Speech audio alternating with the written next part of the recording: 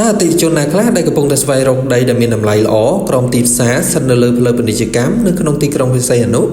វីដេអូនេះពិសេសបំផុតសម្រាប់អតិថិជនទាំងអស់គ្នាដែលកំពុងតែមានតម្រូវការជំរាបសួរអតិថិជនទាំងអស់គ្នាខ្ញុំបាទគិរាជាទីប្រឹក្សាផ្នែកលក់នៃក្រុមហ៊ុន KM25 Property ថ្ងៃនេះខ្ញុំមានដីអាជីវកម្មមួយកន្លែងដែលកំពុងតែដាក់លក់នៅក្នុងទីផ្សារដែលមានទីតាំងស្ថិតនៅក្នុងសង្កាត់3ខណ្ឌមិត្តភាពក្រុងព្រះសីហនុត្រឹមតែ3នាទីប៉ុណ្ណោះពីកំពង់ផែទឹកជ្រៅក្រុងព្រះសីហនុ